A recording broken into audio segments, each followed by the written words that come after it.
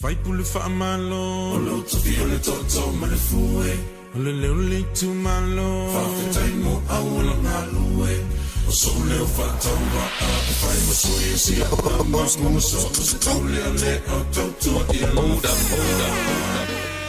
Fai pule fa malo, olo toki ole toto malefue, ole leole tu malo, fa fetai mo awala ngalue, o sole o fatawa a fai mo sui si a so se tole ale o toto ia no fama. Elilo mai Beyoncé fai na tale nei Yolanda. Eu sune tai o pomale amo. E assim ai me fanga. Foi me fanga lo tama tu i ole la ai ma manga ma di ele la ma ai le ma la.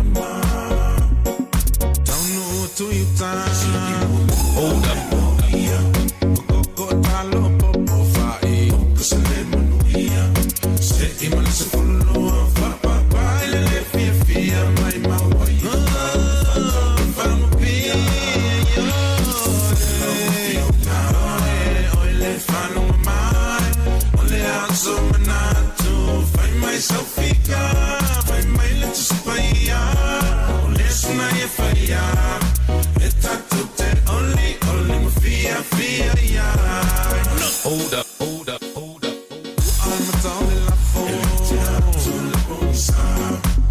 Facing a luenga,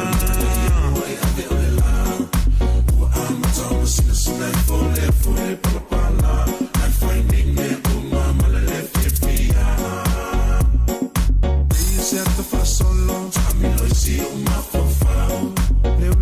una ngauya, talo fai male sana tao. O unitalo talonga I fai te talo lo so atao. I say yo no way na pinye fanao. Tomana tu Penasilia na omalo Afisa malolonga Ala mai bilia Kitu ele na mosita alonga Solo ele pase la mai salolonga Ole falonga mai Ole asomana tu Fai mai safika Fai mai letsupaia Ole sunaia faia tutte only ma fia ya. Hold up.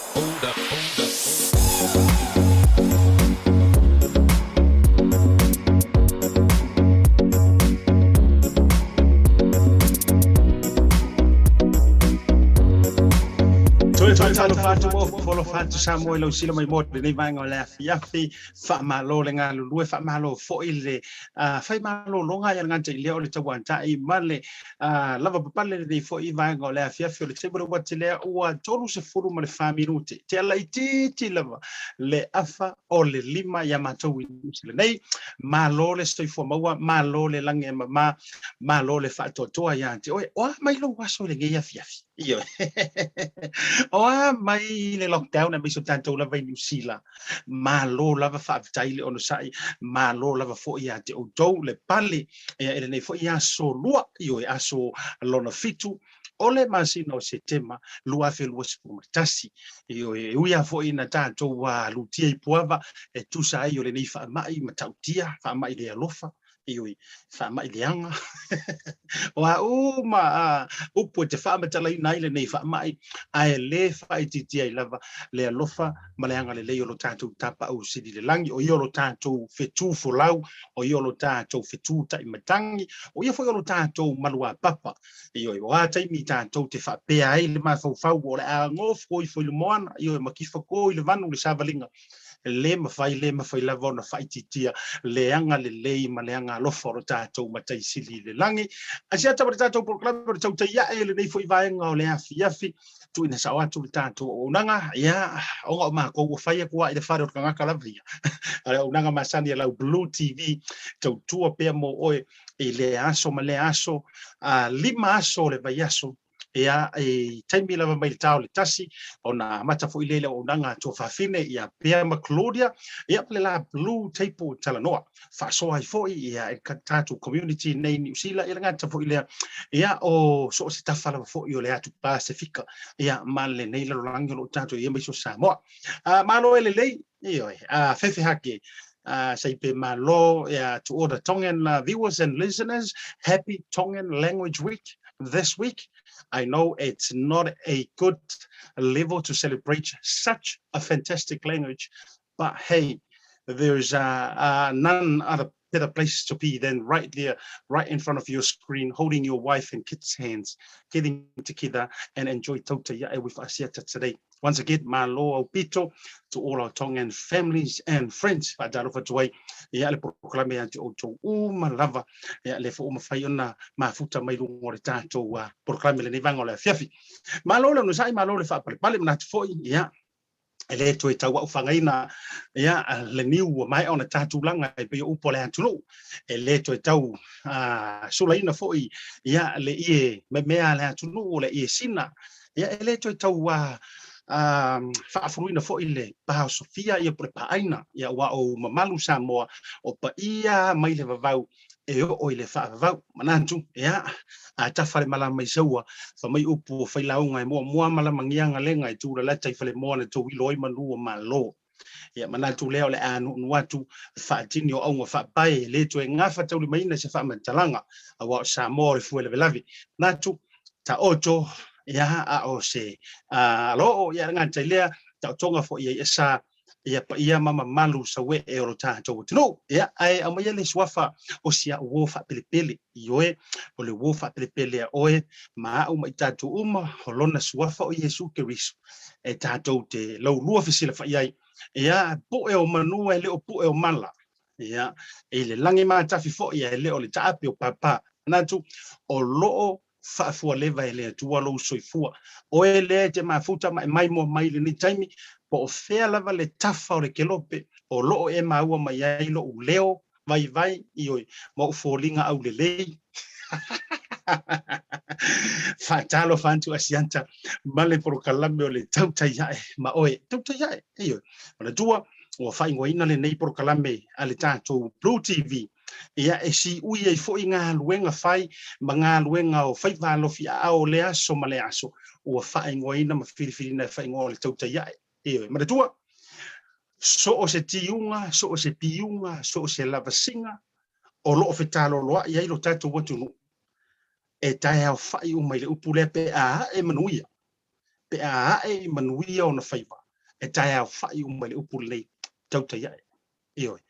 leanga sa e fa tautainga io sa e tongi o se urangatila wa e fa bulo le tua lima fa malo fa yo le faiva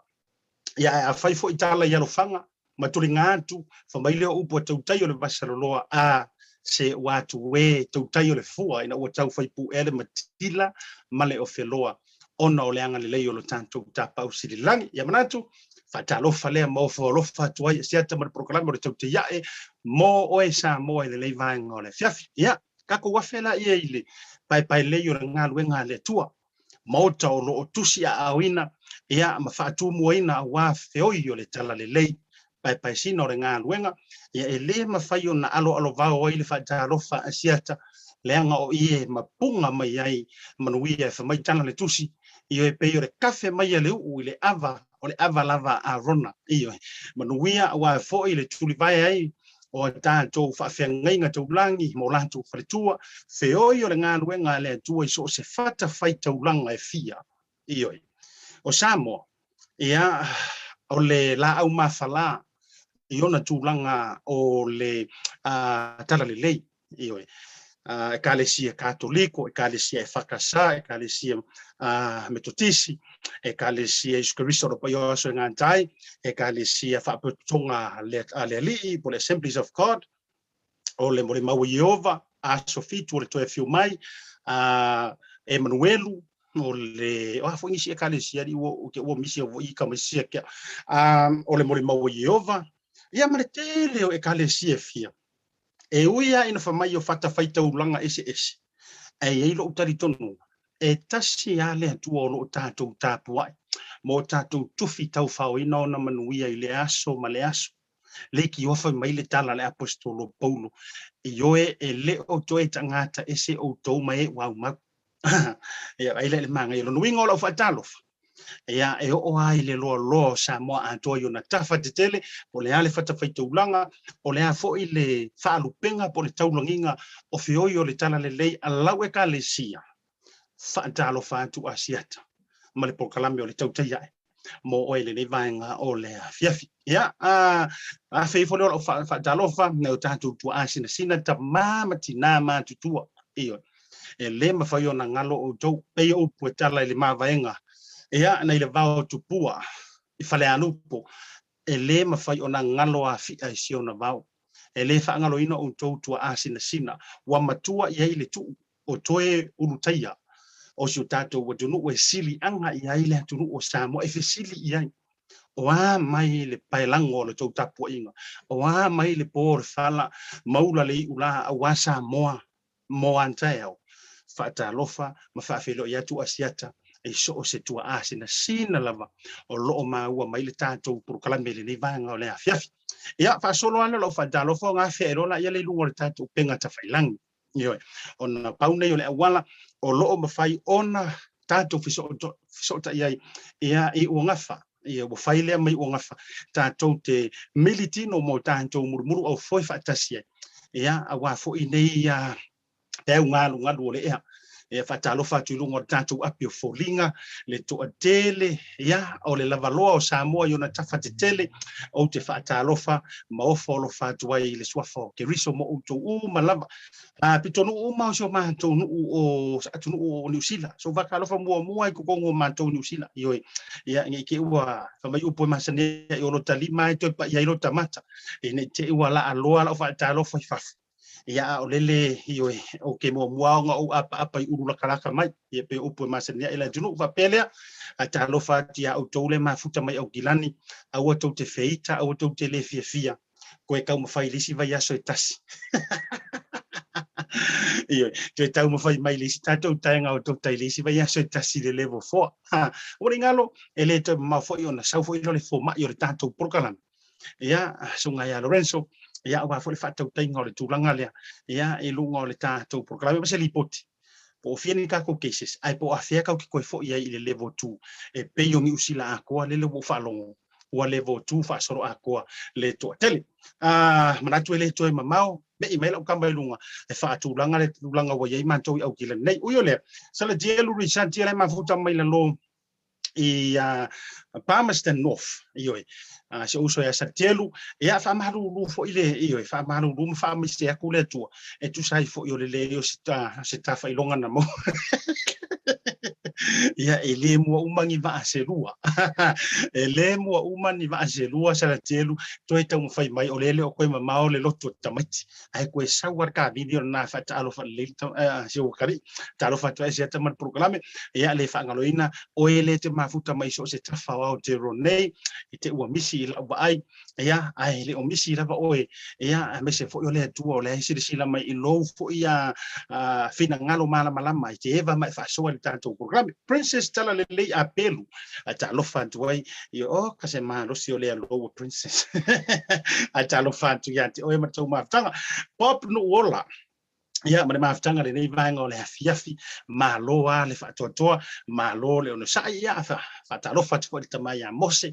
ia ma le la tau fo I fale le mafuta mai te irinangi Ioi. E renga tai lea o le fine ia urina fa pe fo I lan nau ia matalena ia maleata ia ma se tau fale pe o ma ropati ia ma uto ma lava fa talo fa tu ASIATA ma le porkalami fa kaya mo me alo fa le sakama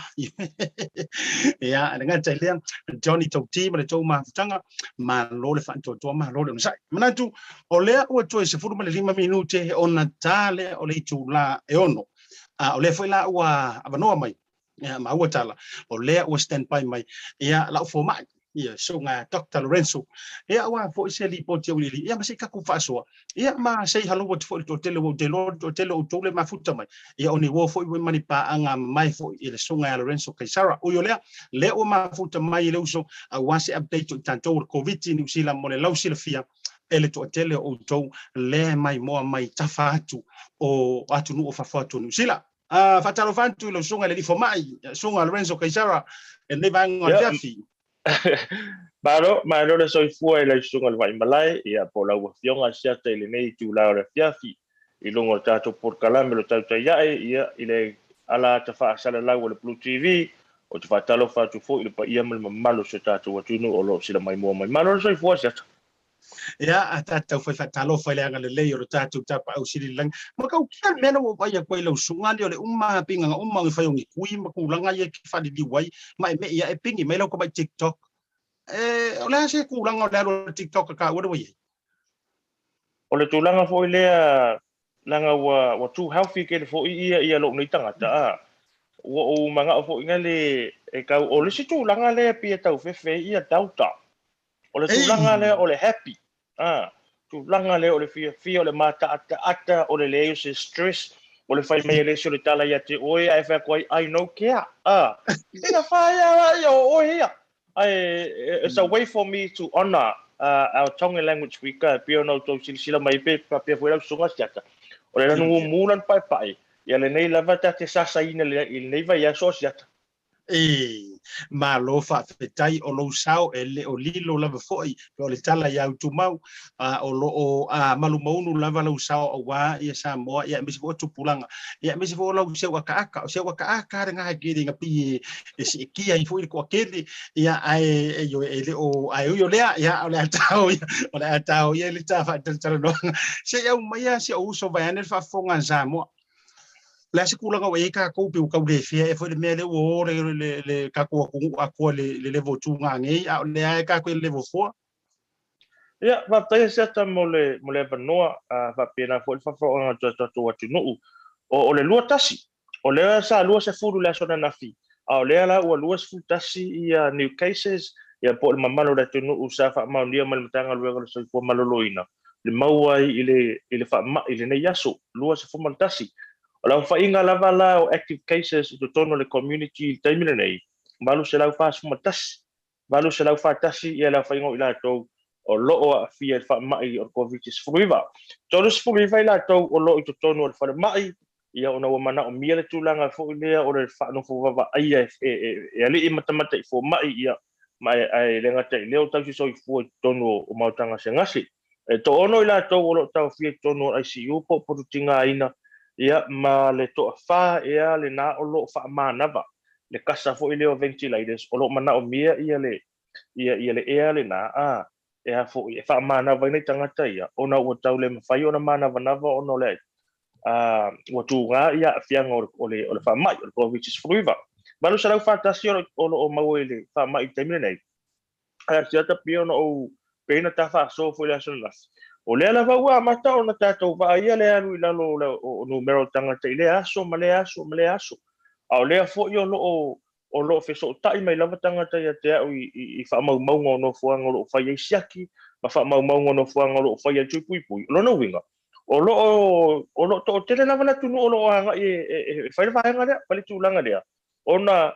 o le telefo ile la ngal por kalame TAUTAI ya ASIATA le malu so tatu watunu ina ia tau ave ia se reassuring ma tau ave se fa lo to tele ma se fa mau ninga o le covid is fruiva ai mai se tu pui ina malu so tatu watunu o mele to lo pu lo TAUTAI ya ia ono tau faila ve tau longo o wa tau longo lava ia e ma wai fo lo to tele ma mau wai le fa mau ninga langa o evidence ama ma moli mau mai tanga luenga so fu malo lo ina ASIATA o le to tele tatu watunu le pe e lo faia ia tu pui e ma fu mai lava ona ele o lava fa matalanga ma ele o Talanoa ma ele o yai tanga te tau ona Talanoa ila tunu fa te ingala te pio la sunga te pio taua e ma va mala ile ngana va mala ile ngana malisi tu langa foilia o taua mo fo tatu ele ia nga ta te me promote le tu lunga i mo faisia ya le fe tatu no wingala o awala na e fai le TAUTAI ya e mal BLU TV ona mo moli tu ia se fa maoninga o se reassurance fo ngali ia o se lo tele ma se fangu pelo tatu o no ASIATA ma lo fa tai o le ase tala mai le tulanga o le tanto lava community Samoa o so longa le leilo lanto lo fia tu mo le tui pui po o mo mia le koe kulei ma tau anau I tulanga I whapaseneina mo le Lorenzo. Whakataya siata, mana ia le vai niule ua e saunua mai ai. O loo, I la o vai ai ma le numera la vo tangata Pasifika e mesu tangata Samoa ua mai ona whaitui. E le tai lava ona uma tangata e anga va ai whaitui pui. Ai mai se lava tangata Samoa tangata Pasifika. E mo I lava o leo tatou va ai o leo whailo ma tanga luenga o soifu malolo ina. Le luilungo numero tangata Pasifika le taimina nei wheo siaki matui. Peitai. Fua iai I le population a tol Pasifika ma le population o tangata Palangi ma Maori o la lava e maua lalo ia numero o tangata Pasifika o lo faitu ima siaki luna wingala e mana o mia lava le tau longolongo siata o le mefo ile tate au ngofie lava tate saudungo le ta whatalinoanga ina ia pape nao nai ia ma whaamalo si au atu peru tātou atu nuu whai lava o lo maua oe ini aunga pe ke tale pe tau ti ngalo wha ia pe tau ti ngalo uru ia pole tafe le isu se itulou fai sau siaki le anga wa unga tau amata le na ole mau o tangata le whamai ai mana o mia lava fai le tui pui ai lava ia stasi funga le e lo mau tonu po fiano fuanga e ono anga I fai tui pui e whafso tai me tau tai jai whafso tai me le Blue TV e te mau ai whamtalanga e fia lava e watu ia address ma contact details ono fuanga I whaman molesia Ma lo fa dai Lorenzo e fa fisili le tu na mai fo il marulo tele me se poi se tasi o to fide fa sala lau ti lo la na te fa le ina mai ni so fa fisili e le pelo fa fisili tu pe o le tu na mai le fisili le pe ma fai ona fisili ngia lau songa e mai pole se update mai le National Women's Hospital fa mole e o le ale so si le fiele tu langa le fa fisili mai e le tu fine ya pe fa le ina tu pole se update mai le National Women's Hospital fa mole Whaftaia siata, e roi ai tele I ne whamaunga ia tea o le National Women's Hospital. Ai paule tū langa leo te manatua, o le whale mai le I Green Lane Hospital a Asiata. O le whale mai tonu lava na sa ta ua o le National Women's Hospital yaso ia. Lea la ua ta ua o Green Lane Clinical Center li taimile nei peitai. E roi ai ia nea whamaunga te whamalulu o tu fo I tātou au mai mua, mala au sila mai mua male nia fia. Ia ona ua e roi ai te Ano esa no ke ropo no hepe fisingere to fina pe ai pola fiaru ia nga ile farma ile ale National Women's Hospital.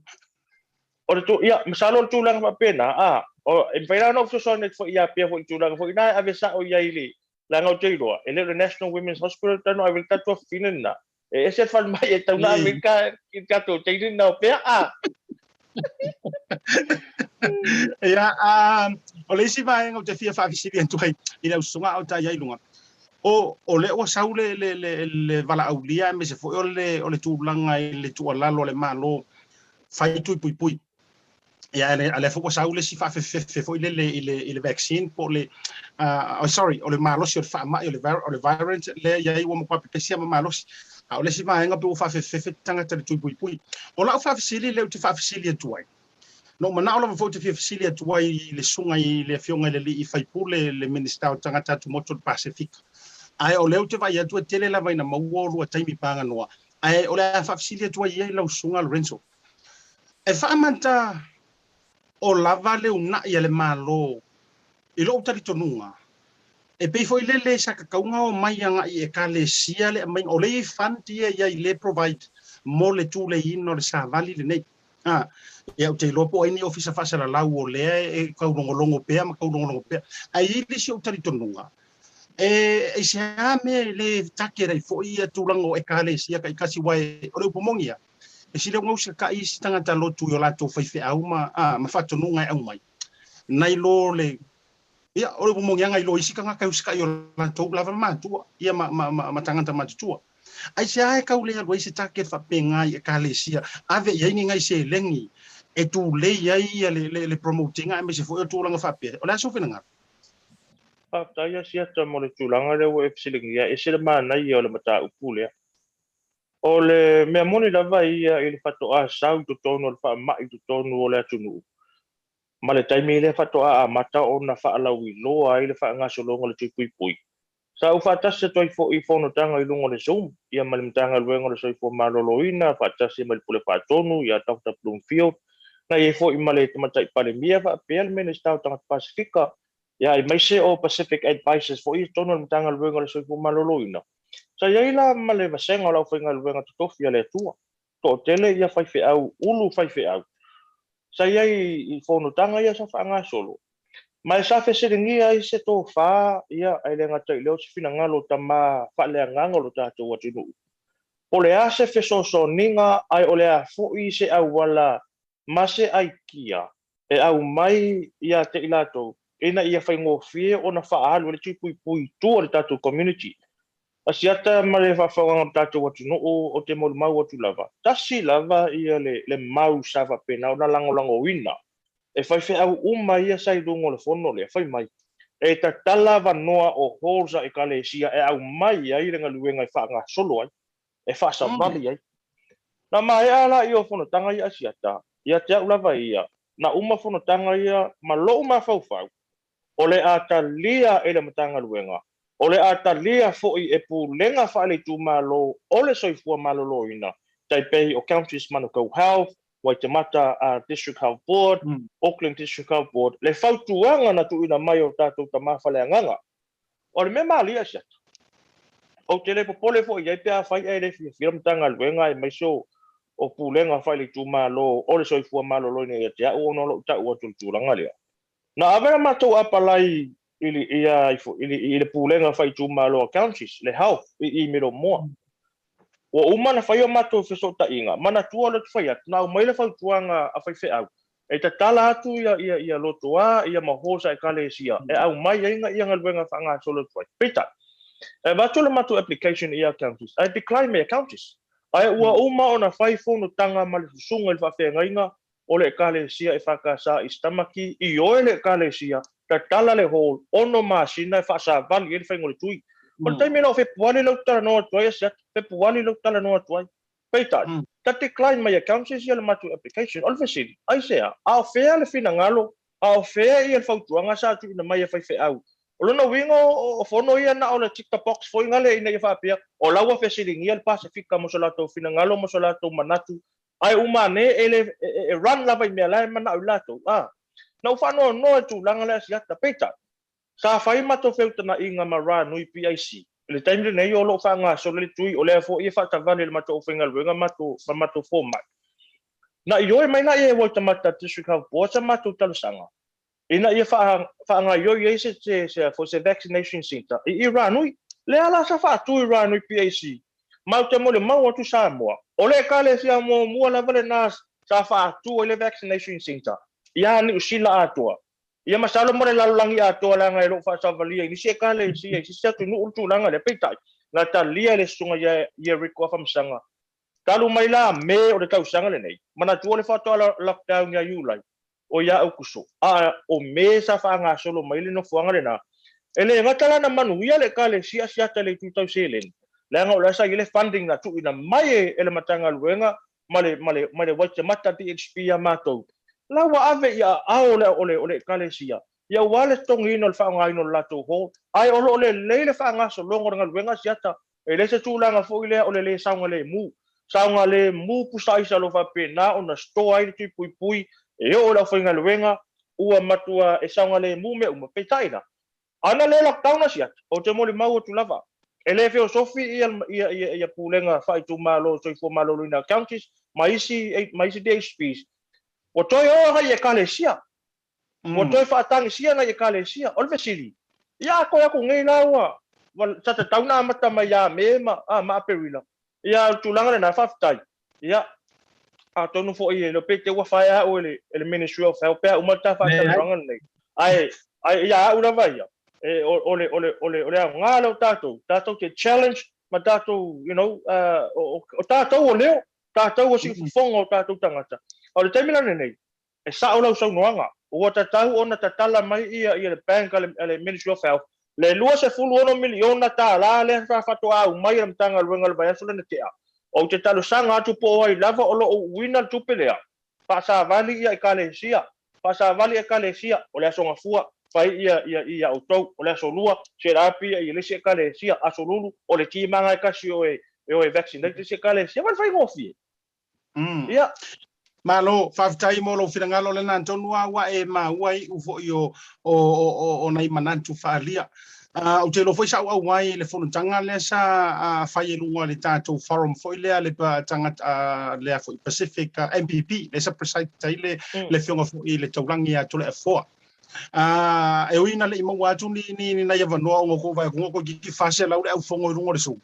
ai na o fina ngalo le na o no tawa o ina mai na tupu ai fa matangi liu fa asela ngona o fa pe ai malanga ngai mai sila nei kiu ke kele ia se fa kwala kwala le centrale i ngai le wala foi le o le wa tuanga i ofa ngai le radio Samoa o ta wale le ngai le lotu te le fa le tamaki bishop tamaki o le time te tala le centrale na le afole ban ai o time ai o ke ile time no usu o tuai mo moli ia le matu la fine fainga ruenga fo po se meo le afole fala atale lima ola se kiu me kai minga o isi tanganta lava o atu matu fafai lava mama moe lava ile kiu saua mai o Curse Road mi milo mai ngai tu tonu i Blanket Avenue le ngonga wala le o tu mi milo mai ngai nga ale ngai fa ko akakala ile afole banlu le tai au lo te Talanoa atu se meo le lima de vaveo le o saua ile kiu o makua mi milo mai o Curse Road ia ai fua fale ma fo tu jitia valu se lau mitar ma me lu te faia tu ma me e arwa ko kongo fele tui o ila na tu poi se langona ale fiu wai fo ia mana tua se o kako ele faia ini pe ala utala fai so o le fuanga o men ele faia so kikeli fo ile le PhD mai se investigate e faia ele me ta o le to fa ma le utanga fua mamau ila o kilo ia fainga me fa pe ana o mai e fa vali e kalesia ka ikas nga fa pe mai ya o le aso ngafua le e kalesia e fa ka sai fe asolua and surely ele nga se kasi se au kurupu fo ile le mafainga e fa ile me le mar se fo mano loin eliminate fo e tau fia fo ile taimi yalu ngai ka mama ki ele fa ngo fie usu ka yao e ka ku de ki mo ka mama o kinga ia me se fo ile fa na witi matura ele fa ngo fi awa afeka ngi singa ila ka meki ele taimi ka ke sa salu ku ai o le vo fo ile fa ka wangi me ai martelo me fa pena pe umalele yang ai ka meki ku isi er kai mi de ko fe ka ngi si vai o kai mi me e se ila utavali wo lusi fo ilo kai mi ki ku ai o ile kiule lo winga la na le na fa tula utala na ona le ua e ama fa ku wa e isi ma fa ku wa isi kama i proklame fo ie le akulupu ma le akulupu ia e tati tiro ele fa pe fo wanga vale mo tati tiro ma sa e tu lo fa fonga zamo ina inisi fo yo tato rep the councils mai la tota mo fainga peita ka ko mga take le community o ai fa au mai kalesia le nga mana tua fo ile anava fa samo o ka ko uia o nu uia tanto e kalesia e fiu ale foi ka ko samo po le ari fa fe mai o vaccine le ma meni e foi o fie si kanga ka fiu ma ko fa ko sele le ava o ki le uru ele uska ai nga fa ko fe au la wala sa ka ya o ki mai ro ole ele fe ole nga tumu le ava ma fa anwalo ia male alo lofa fo ile alo winga na wala on ta fa so yo le ia ave yo se moe tupu fo ia wale fa fonga mai ila to o lo u mia kupe ma ai Lorenzo o no le time a mai le fo tuanga muli ia ala sunga le fa TAUTAI o le tato so fo malolo ina le ale BLU TV o le ke se mai pa wa yo me le o kuai io o le o vai le lang me maka so se ku inga fo ala aua ma se la au lo wa kong ia wa sila mai fo ia pawange yo me le wa kausi ai le ora malo loi io fa uma mai sau fo kuanga Aftai ASIATA aftai mole fa manatu le tu le ngalo so fo malo loi na ia wa to sila mai fa Samoa or kamane wa umale 1.5 ia le 5 liter kamane kai mi ngai ASIATA la ngai ele ole suavai e select le o suavai i le tino tangata ASIATA ele ngata i le famama ina o le tino ia mafulu o le ngana tu sao fulu ai to tono le tino ona o le telo me ai o lo anga i tono tatou tino ia e ka ku fa mama i fo ku langa le ngasi le mo o sia ko le o ka ngulu e ngasi le anga le o ka ngulu o ka malo vai io ia o so fa tuanga sa mo le tino pele Ia, mana yo fautuanga I fo ia fe au ia recall ma Talanoa ngal vai so len tona fa me ia recall. O le toi pui. O le tali lea ma tatou atua le fa mai le lo fe nga ia nei matatou. Ia, e le fa tonua fo le tatou podkalame ia le mamalo le tatou atunu. O e lava malau filinga o lau a ia te tau o le ale vai la au e alu tono lo tino peitai. O tau silisila mai Samoa. Ia, ua matua e pole ale o matua haufi al kamaro ke minga ia o man fai ona tui lo no winga la nei o le ala vai e malosi ele tino ia ele o langona ia ne suinga foi ngale tulanga malosi peitai Samoa fautua tu lava a fai e tamana o mia ni fautuanga pe tamana o mia ni fa maunga pon fa talanga e tusa e ono fanga lo fai siaki matui pui fe so ta email tautai da e fe so ta email pro TV ia ono o fa malama tule a fai fo ia te mana o mia se fa matala u so tai mai ia tauta ia le sunga ia ASIATA ia fa pea e fai ngo fia lava na matu ia mato numera pe ia nga e vai na fo mai ia na ona piki ia ole telefone al fo mai vili mai ASIATA pe vili mai ia ona fa matala tu lava le tatu ngana ia tulanga fa pena i lava mal fa lo fa tuanga mulmuli na ASIATA malo lava fa fetai io e lei pawasi vai liu fi fa sa atu lau fotuanga e le o tele tanguru io e lei o tele o la vi kamera o te loae tau la vea vai ngale o pea ma ron ke loe o nga ke mo wa ke lo nga kangu ia a io le after tele ya to le uso vai ane ia o tu tau langi fo tu sai vole ta report ia me se fo io le fa so tu sai io le o le fa ma ia me se fo so fo ma loina o po masania i le tala tu si tu por fa to le tau ngolongo ia o le tanga ta lo fa la fo ia e tu ia tu ia ina ia ma fai ona ma wa ta to so fa nga o ta to i le so fo ma loina le ta to te la viru ma pesi ai manatu ia o le ta fa so report le ta to COVID-19 mo ta to o kilangi o on sai mo lista to va so lo to ma foi level 4 ia mo auto so se tafa New Zealand enjoy make the most of it be kind I will have piusinga io ne te o to e o mai foi ia o to join my am to level 4 and to me ia tu tanto company fa lango sua a foi mai ia mo sin tala to na tanto update mai Samoa ai mai si ia o kala lengo fa longo ko Samoa li Lorenzo no pifa ia wa ifo ile si ko inga ku pe le si au va nga o maliu o yo le ta foi mai fa la tele va nga le after the break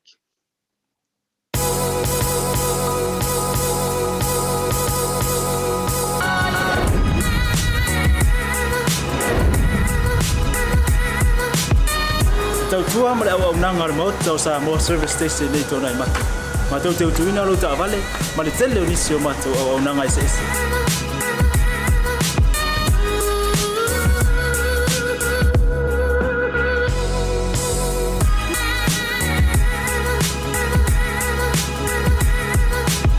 ai le ngata foi le ma tau te sia ke ina fo i lo ta vale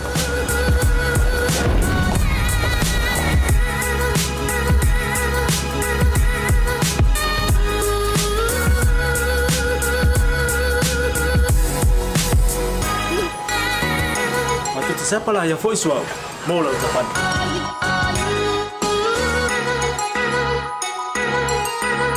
Afai foi vai pa olosa. Awala te pon, matu te siapa lah yang foi mau lah ucapan.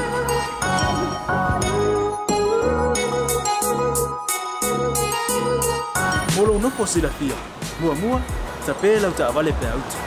Nua, tapela o telefone ni time out ina le ucapan. Mala vaenga mulu. Mana tua fo e matua I fasa ina lo tau maftapa ai no fuanga papeni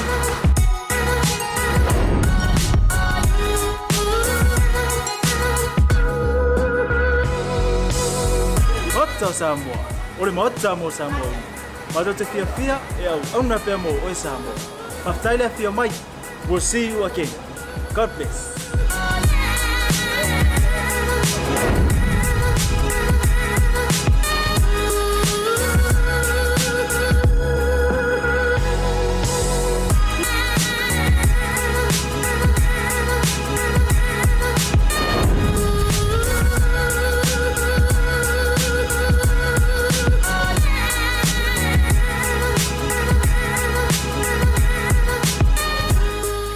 Toe fa wa tu program me le TAUTAI ma ASIATA malo le fa to malo ma fa le va ngole fiafi ntai me le wanti le ua se fulu minute o te nei le tula e ono se fulu ma le 5 minute te le tula e ono na mafuta mai le ole fio fo le justice of the peace le fio ngai le aloli Galumalemana Sulu Anae ia awa fo isitato wa tala e winga le ngato le unanga le MS our training ia ole uta fia ile te mil le ono tulanga le level 4 ia ai manisi le fo yo tulanga i business la iti mala ati nai oro ia i tono ni usir nei ai ole famo mo antu le tato update le nei o nisi o vaenga o tu pui Samoa me se fo le lava yaso o te atu ia mala matango le nei va yaso tele lava vaenga ai mana tu na ole luani nei talo te fia o to atu e tulanga o update ia ona toi fala tele le se te mi muli mai lipotia mai Samoa le famonia yo molianga o se tama o le nau fala wi lo mai lunga o le tato se varanga fo ile ia onisi o le Samoa Global Media mai Samoa le tama ia ete wati o ane ia le sofa o le tama le nau tu ina tu lunga lona ata io nga kongua faiasi o nga tulanga molia ile tama le nei ona o lona ia faa o nga ina ma le tala faa solitula thono ina o tupe ata mama tina pensiona wa mahali liu lua ma le afa tausanga o faia ele tama lea tulanga io o le tala faa solitula thono ina o se leni fo ie tupe teu wana itama wa mahali liu matina wa mahali liu o la tupe fo yo le pensiona ka fiolai silia ile se lau fa se furu ma le tolu wafi tala wow that's a lot of money silia le se lau fa se furu ma le tolu wafi tala Samoa ia fa mo le le ye le to ina le ia le tulanga le tala ina o se leni anai tangata wa fai langi le fo longa ma mali liu ia o laanga ia inga ia la to tupe ia fai sa fanga i le no pifa ma to fo ia fa putunga tupe ia fo ia le fai sa fanga la to fo nga wenga i Samoa este le fa no o le fa mtalanga le lai lua se la wono se furu ma le 5 mo lianga ua fa maonia pleaded guilty ai o fa maonia il tama le nei ete wati one ai ese fo ile fa no ya e mesio le nei soifuanga e tele yo officially ma fa tu mana jule mata upule pe fo na fa tu mo se taimi muli o le porkalame o le ata mo fa ita tu te fa soa ya le fo ya ona fa tili le mo le soa tai o le wingo lo fa mtalanga officially tele tu mai lo ma fa ya ai longa na sila fia nai inga ia inga o le tangata le inga o nai tu awa mali ya walenga lua male fa tu sanga fa mai le tangata le nei ya mio tala ina fa solitula fono i tuo tupi e regi kama i kupse lau fa e wasi se lau wa fi Samoa ko nge mema fa yona e fa ya le la u fa mo ni ona morianga i se lau ona suma le 5 o le fa mea ia matulanga o le fainga o wala fa solitula fono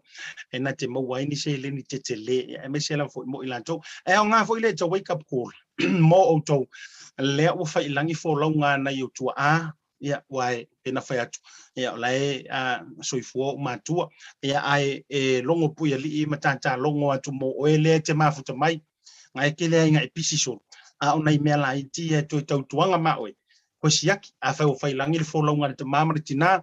ia siaki ni ana te unga tupe me se fo ora no pifa i pensiona matulanga fa pena ia wai ke fa le yang wai li lopo ngai e ke ngofo makivala ia ai ngalo ia oi o le nae tati tono le nupi fase se le ni ono to manu ia ilo ainga me si foi o le fana wini foi vai tau fai ngata lo tatu ia ai nga fo ia le so nai mo tatu le tulanga wa tupu mai Samoa le se tatu update mai Samoa o le tulanga foi le to itali mai ai le tali mai ai le fionga le li fonga fitelai o le mota le fionga ia sunga pali li o ta eu masepa ilana tali mai ai le tusi le sa fa talo sanga duai le tai o le HRB people vanga fa fire tu ngai le sunga tu le le sa ia tusi tu ai lu ni va nga sa mo mi le tusi le malo po le sunga tu le epa o se sira mai ai lunga O lana tusi foi lea ya nginga mai lunga ia na Talanoa. Lona mana onga i le fongafitalai. Ina ia mua. Ona whaatautoina i la tau lana vaenga whaupufai. E lea o le malo i le aso tonu lea ua whaatulanga mai. Aso sumarwha, leo whaatulanga mai. I le tau au fiangai o le pale mene sumarfitu o Samoa. O siona moonga la le na mua. Na ia whaapea. A whaapea e toi tau au fia. Ia o le mga onga, e mga o i lea o le malo. E na ia whaatautoina le lantou vaenga whaupufai. A lea ai. Ia ona toi whakau ko aloa ia la i o lantou whaatas. Ia o lona mana onga le na mai ale ai. Ia manga ia koe alifo lea o le malo e koe whakau ko lau a fionga i le fongafitalai. Ia o ngai whaasanga mai lola ia le koe whakau ko loa whakasi mātou. Ina ia aloa ia i le tūlanga mamalu o lea o le malo. Ia la wakali ma ia i le fionga i le fongafitalai o le pale mene. Sunga bali ili o te umasepa. So mai le kali el fon vekalai. E o leo kiro ku whainga o kali. E refer anga i vaenga o le vai e misi fo i o tū la fono tū maure mota. Tū la fono tū maure mota vaenga tasi. Ngai wha manino i lava. E nao le fonga vetalai. E ia i le malo si anga. Na te wha tautoi na i vaenga wha ukwhai. O le kali da ngā lau tali atu iai. Ia le fionga le fonga vetalai. E le sunga atu ila epa. Longo winga, o se mata upu e whaisi maa ale le mata upu lea. Pe whana whaatula utala i verso na tene. I can't wait. E tuli matanga au. E tūlanga o le ai u iai nei fi nongai whainei. E mai se ale tūlanga. E le toa suma le fitu lea le i whaatau toina. A wai ka kia le vaenga kua fiku la ua umana whaatau o i lea ua toe solo ia o lantou no fua. O lea ua maninoa. Toia o se aso e whaailoa mai. E koe fo ia i whaia lantou whainga balo ka laiki. O le sufiku la le i whaatau toina. E le ua tali mai le fonga lai. E le eise mea whapenga e whaia. Ioi, e le whapeo le ale whaatau toina. E le o tali aina e le fonga whitalai. E le tusi mambaenga i e momo o mai e le sunga tuila e paina i whaatau nuina. E na i whaatau tola antou ele a whionga i le ao le malo. O le tala le fonga whitalai le ai. E ngā oa ua. E iai le malo si anga. I lalo le tūla fono whaavae. I lalo fo i le tūla fono tū maure mot. E nate whaatau toina. Vaenga whaukwhai longo wika. A whawhaingo fie. Ia lau whaku i he fonga kara i malia maia. Ka kia mai pea o le pisingisi nga o le pisingisi a. Pe whai pe le whaia. O le pisingisi a ue le o toi iai se vaenga i whaia lea o le malo. Ia tulo whai ofisi o lea o le malo. Ia ono o le vaenga o toi lava. Ia tūlanga whapena e mota i Samoa. Uio lea, nana nisi nao tātou update toi whalau teli. Ia tātou fo i mai uio lea. Lea ua maua lea vanoa e whaafilua i tuai i lau malo. I lunga o lau porokalame i aso lua vai aso te tasi. E au si au tina le fionga i le aloli. Justice of the Peace le fionga i a Galumalemana Sulu Anae. I lunga o lau porokalame le nei vaenga o le fiafi. Whatalo whatu i lau fionga i le aloli. I le nei vaenga o le fiafi. Ia whatalo whai lau sunga ASIATA Salvation. Whai tele mo le avanoa fo i nei lo matua ta te Talanoa i nei fo i nei a fiafi. Whatalo whatu fo i tatou au mai moa fo i po le. O le whalongo mai fo i nei tau mo whainga nei a fiafi. Malole so i fua maua, malole lange mama, fefe ua mantua i surungia mai pe yo ave o le la. Au kau whape, ua koe oso wa ele la i iwe. I ruma o la o malo, ASIATA. I rumlale i mai e tina, i e tu lou le swafa. Oa mai lo waso e a mai le lockdown mantulanga o lo iei tatou. Pastai, o lo o solo le lei lava, o le mea tā ua lava i ano nofo i te tono fale. Mea lava ia mātou ne wo o ilunga wa o wātu maleono 15 tausanga. Ia, e whai asina la putainga fo i le fi le mu pe te tono o fale. Ai whawhetai fo i to tele fo i olo. Ia fo i me isi o le au loto o lo whapea o no mai e whai whataunga. Ia mai fo i na ipu mea ai. Ma whanga mai isi taimi i o le mbatango fia le o le. Le whawhetai ai e mau ai le whasota inga matango fie le marto tele o tangata. malo lava va malo ya je oe le tina tu lowo a suafa taulangi ya pia manga ya anti sulu foi lele va la tai le mavtanga tu ya yonga ya vi le tu ole nai manuia tu langa uma ya me se foi le tanto nga patia ile level 4 o le ya tau no ta fatal tal no nga masandi pe yo le ne yasu o la fa fisili mo mo la o fionga Galumalemana na wa mata mai le towa onga le MSL training o lewa pangatia le tele wa onga le nei vai tau ai mesek tatou au ki lani le lockdown le level 4 le 4 fight online o le ase tūlanga i le tūlanga foi le recruitment o yaini vaenga o lo tau fia ile na tūlanga po le fa solo le ya por kalame masania i na ona sui mai ai lunga o le fight online o le tu mawar fainga por kalame o le ase tūlanga o yai fa mon mol Pasai lava la sunga ia e moni lava ma na ia fisili ona o le taimi nei o lo ia se fainga ta a o lo fai perenga wenga ta tauna fai mo alo ma fa na o le tunu ia fa pe fo New Zealand a toi tonu nei South Auckland me fo yo lo ia le a onga ele ngata fo la ele i nei au kilani au lo ia fo o ai no shore yo Putney o West Auckland lo ia uma ai pei o tu langa lea o le walu uma lava le a o ngai lungo le zoom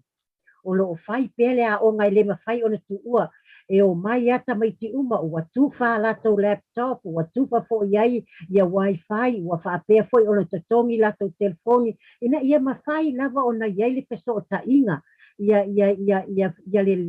le uma ifo alai pa pasi ata mai te le o iai se me e a fo ia tapunia ile a wala le ia e o na e ta ua ia tangata fou pe iai tangata fou foi man tamaiti fou o lo fai pele Galuenga o lo fai pele Galuenga ale vaenga le e au mai ata mai ti fou pe o e fo yo Nina Schmidt ia o tui pe ona masani pe na fo te loina ia ma Patrick Asu yo la to ia o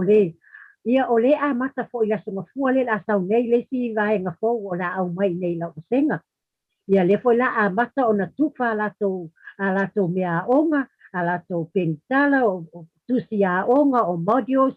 o rato tusi fai tau o mea uma lava e tau ona iai e ta pea ona fai uma lava ona tiliva lola ia te tonu o rato maota ina ia o atu le vai aso gea o le ua iai ia elena o la wasenga e fa pena uma le MSL o le ai fa petai ai le tina ia Nina ma Patrick Asu ma tui e se le anga va ai Galuenga o lo fai ia o mea uma fai lungo le alofa di nga lava le fai ngata a la ke so ta i lava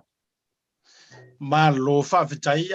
ma tau tia ma tau fi foi le o nanga e me se foi le fa fai ngo fi ina e ya mona ya lo foi ma fa na nei vai tau fai ngata e me so le tanto poto ai le o toe a fa tanga ina nei vai tau o le sia fa fisili tu langa la vai tau o onga o le vai aso le nei o le vai aso le fa tau ai no le ngana tonga po le Tongan Language Week ia ua fai va ese lo pepe ua ese fo ile skili wa iai o le a se por kalame ma fuafuanga ale tanto MSL o lo fai ile le vai aso e fa o ai lava fa tau no wina o le Tongan Language Week famon mole ma lo ele lei ia o lo fa pe ona fa tau no a wai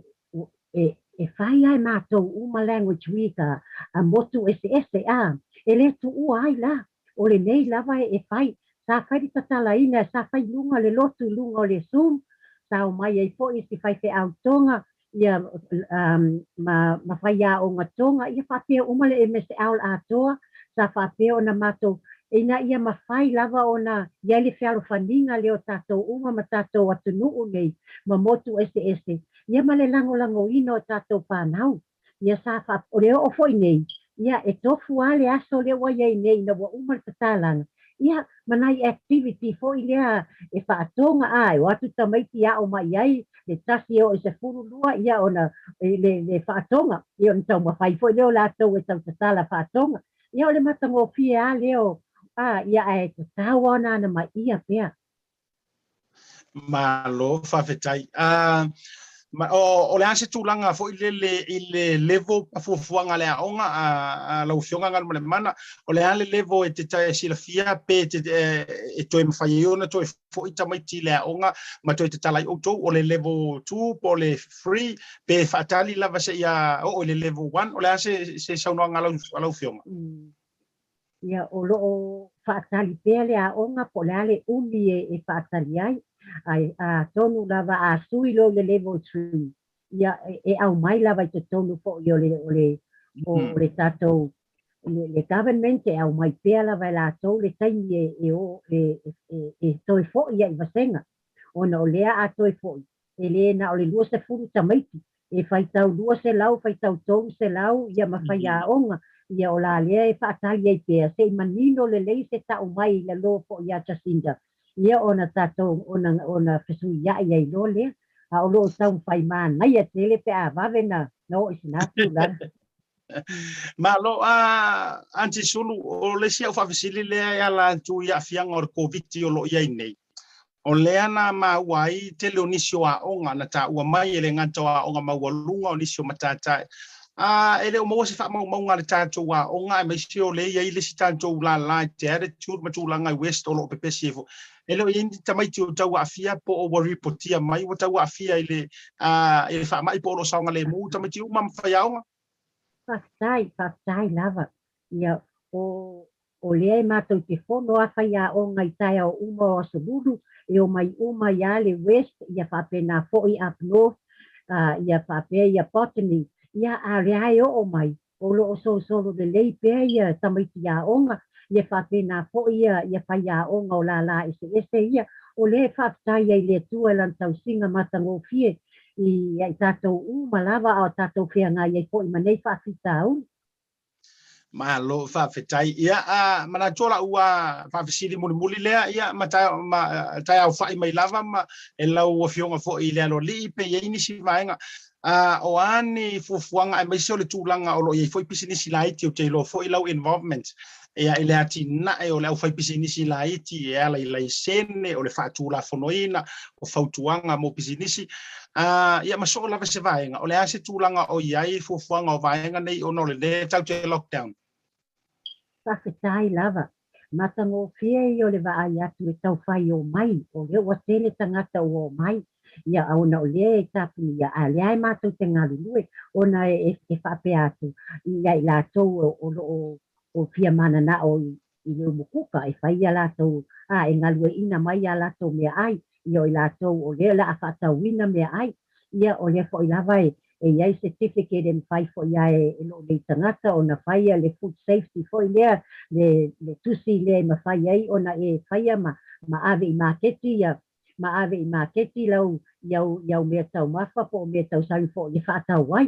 ia e o fo i lai au whai pisinisi fo le o mai e se le matango fie le wa ai atu fo iai i latou loto le i se mea fo i le a o iai latou ia o lea lava lae ngā lulua i whapepaina ma whaatantali lava le taimi e tatala loa whale. Ia o na matou o mai loa, matalono o mai lunga. Whawhai loa i atu lau sunga ia e mai se fo ia le tātou atu nu o loo whalongolongo mai. Ia malo whawhitai tele lava i lau fionga i lea lo li Galumalemana ua utei loa o le tāpō kalame ia e whai pēa lava ia so lua wa ia so te itasi. Ai mo mole agulea nganga whawhitai tele e anti oele tina antu lolo tūtaulang. Ia tu sai fo i ui na lock down level 4. Ia ai leo na male la ina lau tautua le ngantai lea moli whapituala o whawhitele ma lau whamalo i lau fionga tu sai o le sponsaina o le tātou, le si tātou whailonga o le sao tama, le sa maua ina e le sunga ia autanga o le tōwhaia autanga vaia, fia tau le ansoana nafi, le whailonga mua, ia ma le whailonga lona lua sa maua ina e le fionga whaneo Samuelu. Ia ai mai si fo onisi o i lātou sa fia to telefo ila to sa tau vai tatu tau vanga uyo lea pa te tele mai te ilo le loto mai se ASIATA ma TAUTAI ya mo le toi ei fa mo nianga le tua ya te ole tina e a pe a fa si fo le lai le ya stato e fero ai fo ila so luo le vai asfo Pastai tele lau sunga ASIATA pastai tele lava mo le avanoa matango fie ma sa tanoanga po le ia piati pastai tele ia fa sa fo ya ia sa mo ole na le tato fa Talanoa ma le fionga le loli Galumalemana Sulu Anae po anti Sulu ia ua masani ai fo lava le tātou wa Porokalame fa malom fa tai fo ile nei tua asina sino le tamali fo wai longa lana tau tua malona sao ile anti na e o Samoa ia e mesi mo na tangata maratua o le tinaya Sulu anti Sulu Anae po le fionga Galumalemana o ia o se tasi o uruai tamaitai sa faavaina ila tona faavaina le autele le atunu o faingoina nei o le manusina io e se aso fo e o ai tatu fatalanoanga ma fa autele le vaenga le ngata ile o le fionga fo ia Galumalemana Sulu Anae o ia lea sa faawawina mai le fale faafia fo ile o le talofa ia fai o ilola ia le ile Talanoa le Talanoa pa ava peoleke o ke ropo ronda le singa kele nga fayonga vai ya soia ia Talofa tua ia so le fekaringa au tanga vai ia mari to tele o tole lunga ko kele la ko sarkieru nga mawe o ke mile o Talanoa te lora vai nga ia nga ku vai silo matu o sulu e tau mai fa fole o nga malo ala vai nga o yo le waleva ona tau tua fo ile atina ia le ngata il hospitality and tourism I tono New Zealand masamo ia tu langa tau ita longa ia pe fo ila so se pisinisi ia le table nei ele ngato io se justice of the peace e saingia ia pe pa fo ia pe pe manga o e ko e kakala le simea fai le simea ia pe te mana fo ie o tu langa mo mi ai le sainia le justice of the peace po le JP ia au lai foi ava no le fionga ia Galumalemana e mafai ona fiso tai mai ai ia mare tele au nisi o tulanga no le tatou tele level 4 ai o io se fai o sinia di tono le MSL training center ia mare tele foi fai o kaufia fai se pisingisi lai sengi o lo pisingisi o so lai sengi foi le te fa tau ai tulanga o le lika ma fa vainga o ma fa pena ava malosi ia lai sengi skula ki fa lai senina lau pa ma so sto inga mai fa pena o tangata le te sau no ia pe te fiso tai e mauar fa ma venga mo o ina tulanga o malava ia ma le foi pisinisi tono sa mo manatu ia fa talo fa tuile la valo mar to tele au tato ia no fa pele fa uma tuile mala ma sa u Porokalame le ia so le fa fa uma tanto Porokalame ile ni vanga le fiafi ia ono o tulanga na inisio o fonotanga fa malo io e va ve fai la fola le o il tanto Porokalame le tao le fitu pe ona masani ia to foi le la so tai au tanto temi masani ia ai fai o tuile le Porokalame le tonta ia e ma vanga uma fa tuanga ma tu la lo foi ia e me se foi tanto so tanto o tu no tanto to foi te talo fatas mosi o tanto o tu no o sa mo tanto te talo fatas ia ona I tupu mai ni tulanga fo ie le falo ie ke le au le lo roku o le mele ye e fai o ko ke le au le ni roku ar ke le au fai pero fikanga le ye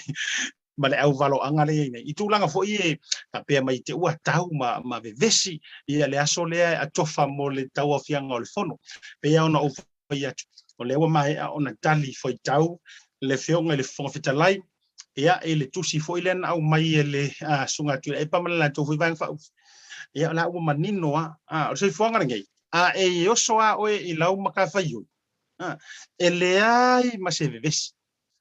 o le tau ai o le foi tu alano o soa o ia kango e lokela o e mata fayu na vaila ia ele tai ia ona feso polangi ma feso po e o le upo mansani ai le upenga o le TAUTAI aua ne I fenumia ia le uto ma le maene no ia tau tele le fotuanga me se fo tatou ia po fe lava le te ia le kalesia wa ile kai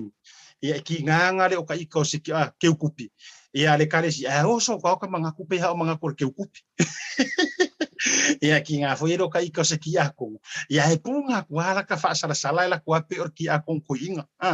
ai lo ai le tangata a fa ia o la uma ka fa yoi o le umukuka pau fo I leo vaenga e alu ia ubia Talanoa fai o la umata fai oi o lunga o le laulau tulanga ka pena o Samoa ua uma na vai tonu wina mea uma fo I ona tu umata manga ti ute ma fai valo fia au melea fa manuia le tu to table le fiafia me se foi ia o Samoa ona tafa tele fa talofa mo fo lo fa tu program fa tai ma fu tambele le vaenga o le fiafi to e mo fa popongo o tatu to ya ile so tai o mana tua aso lulu le aso tayo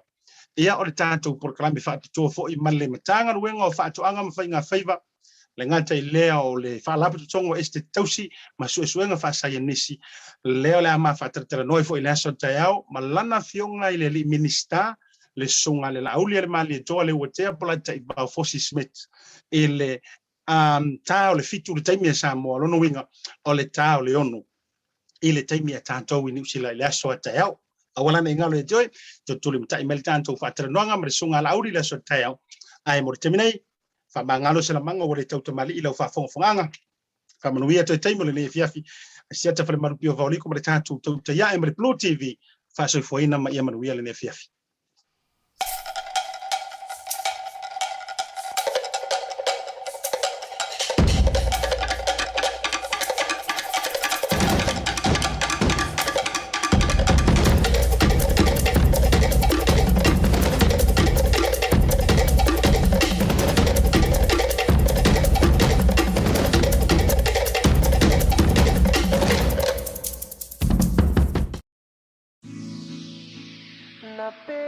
Squad, baby.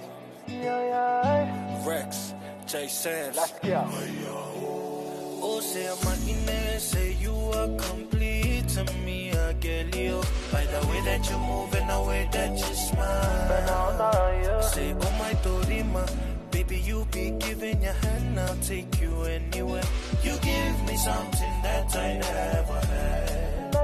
Cause you care, but about to me and the family. Say, why you waiting on me to talk to you? Yeah, I'ma listen what y'all say. Yeah, don't move on in and come here. Yeah, they on the nail, to dirty wine, girl, dirty wine. Yeah, say, tama in and not the pipe, get out, say.